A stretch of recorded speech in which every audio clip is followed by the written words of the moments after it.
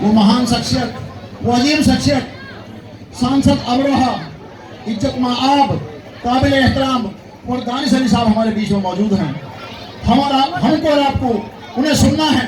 तो दोस्तों, मैं आपसे गुजारिश करूंगा सभी इत्मीनान के साथ उनकी बात सुने, और मैं गुजारिश करूंगा MP साहब आए और अपनी बात रखें, हमें समझाने का काम करें।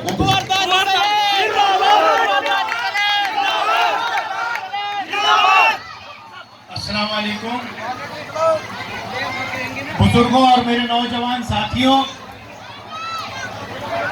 हमारे भाई धौलाना विधानसभा से बहुजन समाज पार्टी के प्रत्याशी, जिनको हमारी लीडर आदरणीय बहन कुमारी मायावती जी ने अपना आशीर्वाद देकर के आपके बीच भेजा है, बहुत ही विस्तार से बिल्कुल सरल भाषा में आपको समझाने की कोशिश की है।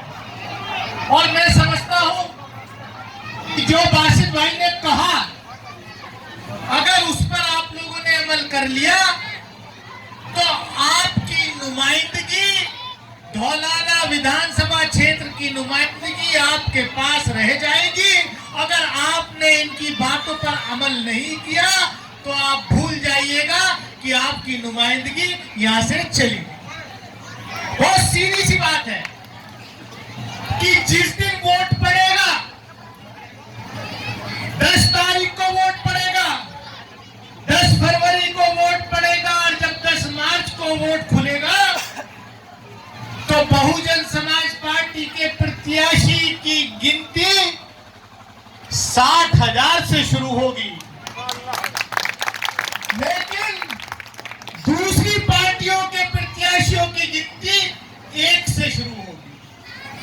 तो डिफरेंस जो है गिनती में, एक की गिनती 60,000 से शुरू होगी, 60,001, 60,002, 60,100, 60,200, और दूसरों की गिनती शुरू होगी 1, 2, 3, 4, 5।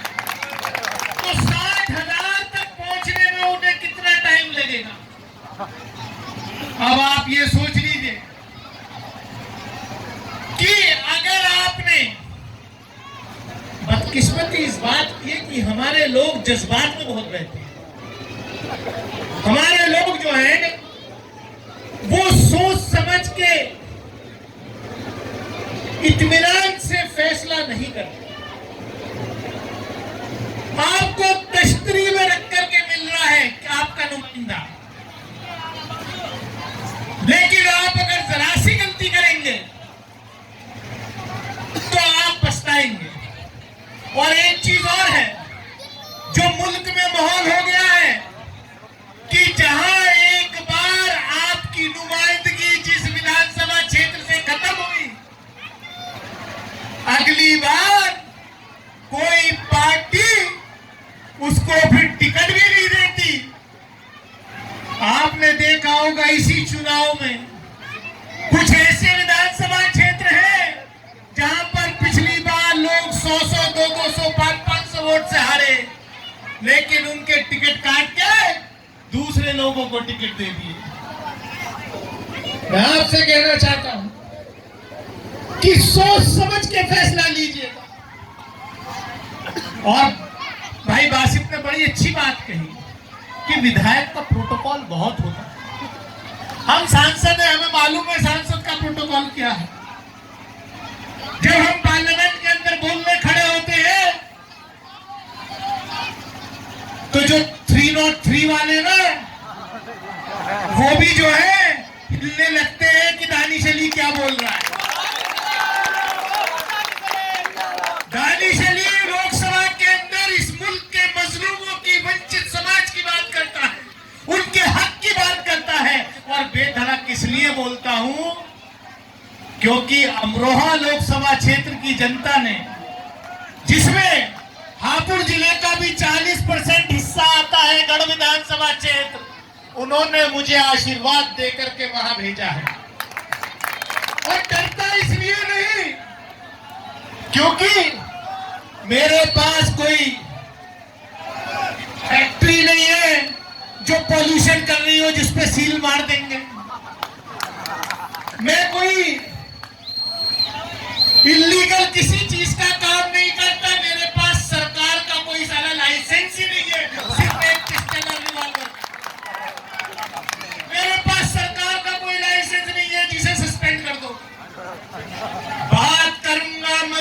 की अगर जुल्म मसूरी में होगा तो उसको भी दानिश अली उठाता है, अगर जुल्म अमरोहा में होता है उसको भी उठाता है, अगर जुल्म कर्नाटक में होता है तो उसको भी उठाता है, अगर जुल्म कश्मीर में होता है तो उसको भी उठाता है।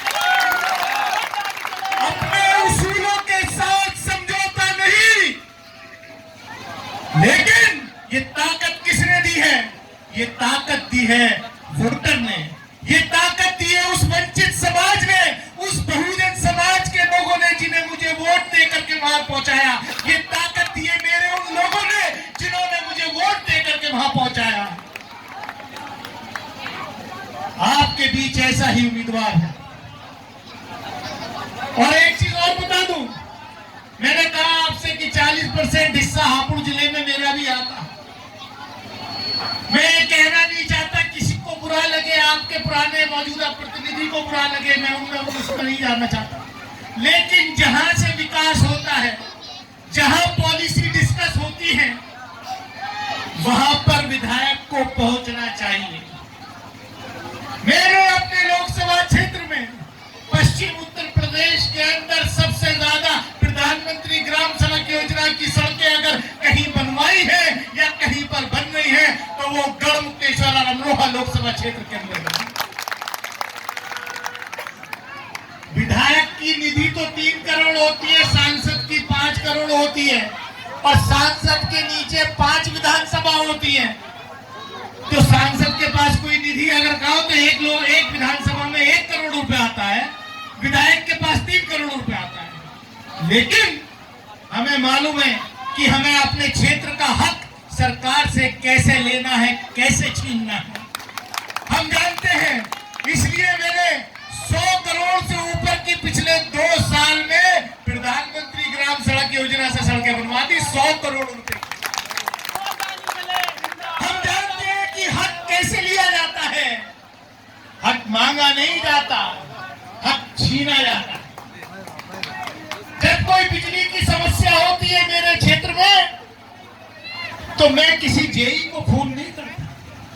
कम से कम जब मैं अपने दफ्तर पे जाता हूं तो सुपरिटेंडेंट इंजीनियर जो जिले का मालिक होता है, सुपरिटेंडेंट इंजीनियर सारे एक्सीएन और ऊपर से चीफ इंजीनियर आता है, उसके साथ डिस्कस करता हूं कि मेरे यहाँ मेरे लोगों की समस्या ये।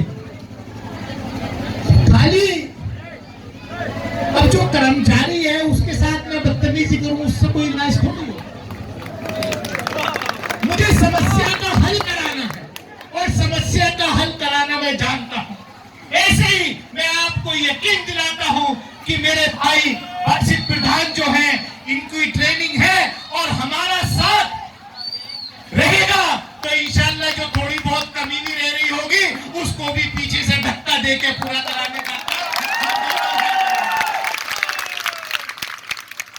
क्योंकि ये विधानसभा हापुड़ जिले में है और हापुड़ जिले की विधानसभा अगर है तो दानिश अली भी हापुड़ जिले का 40% मतदाताओं का प्रतिनिधि है।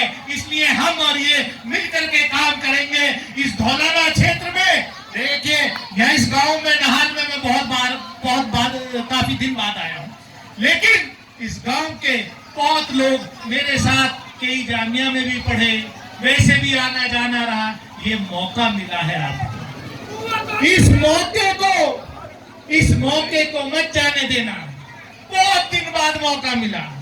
आपने पिछली बार जो फैसला किया, पिछले 2017 के चुनाव में भी जो फैसला किया, बहुत अच्छा किया। धौलाना की जनता उसके लिए मुबारकबाद के पात्र है। लेकिन मुझे उम्मीद है इस बार भी आप जो फैसला करेंगे बहुत अच्छा करेंगे और बासित प्रधान को जिता करके आप भेजेंगे। क़यादत बड़ी मुश्किल से आती है और क़यादत जो है अब आपकी खत्म हो रही है पूरे उत्तर प्रदेश में, पूरे देश में। इसको खत्म मत होने दीजिए। आपकी नुमाइंदगी पर खतरा मंडरा रहा है। आपकी नुमाइंदगी बहुत जमाने बाद आपके बीच में इस धौलाना विधानसभा क्षेत्र में आई है। मैं किसी समाज, मैं तो सर्व समाज में, मैं तो सेकुलरिज्म में यकीन रखने वाला इंसान हूँ। मैं पार्लियामेंट में भी बोलता हूँ तो लोग कहते हैं कि साहब आप बोलते बहुत, आप हमला बीजेपी पे बहुत तक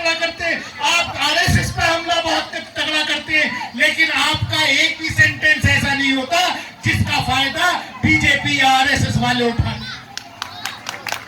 क्यों? क्योंकि हम सब समाज में यकीन रखते हैं। हम हिंदू, मुस्लिम, सिख, ईसाई, बौद्ध, जैन, पारसी सभी मजहब के लोगों का ये मुल्क है। इस मुल्क का ताना बाना सभी मजहब के लोगों ने मिलकर के बुना है। हम उसमें यकीन रखते हैं। लेकिन जो लोग इस मुल्क को तोड़ना चाहते हैं, जो लोग नए नए राष्ट्रवादी बने हैं, जिन्होंने अभी अभी पिछले कुछ सालों से अपने ऑफिस में झंडा फहराना शुरू किया है, वो तो तिरंगा भी नहीं फहराते थे, वो आज हमसे हमारी वतन परस्ती का सबूत मांगते हैं। मैं कहना चाहता हूँ, क़यादत बहुत मुश्किल से मिलती है। धौलाना क्षेत्र के लोगों को क़यादत मिली है, हापुड़ जिले के लोगों को क़यादत मिली है। मुझे याद है, हम छोटे थे, हम भी चुनाव लड़ाते थे, हम भी जामिया में स्टूडेंट थे। पता चला कि हापुड़ जिले में अब केसी त्यागी के सबसे ज्यादा नारे नाहल में लगे थे, त्रिलोक त्यागी के सबसे ज्यादा नारे नाहल में लगे थे, राजपाल त्यागी के सबसे ज्यादा नारे नाहल में लगते थे, विवेक त्यागी के सबसे ज्यादा नारे नाहल में लगते थे। अरे आज आपका बेटा, आपका दामाद, आपका भाई आपके बीच है, इसके नारे लगाओ, इसको जिता करके साथियों, मैं ज्यादा कुछ नहीं कहना चाहता। मैं आपसे आखिर में सिर्फ यही अपील करूंगा कि आने वाली 10 तारीख को हाथी के निशान के आगे वाला बटन दबा करके भाई बासित प्रधान को विधानसभा भेजने का काम करें। और मैं आपको यकीन दिलाता हूं कि जैसे आपका ये भाई अपने उसूलों के साथ समझौता नहीं करता, ऐसे ही बासित प्रधान भी साबित होगा, अपने उसूलों के साथ समझौता नहीं करेगा, कहीं भी आपके सर को नहीं झुकने देगा। इतना मुझे यकीन है। इन्हीं अल्फाजों के साथ मैं अपनी बात खत्म करता हूं। बहुत बहुत शुक्रिया।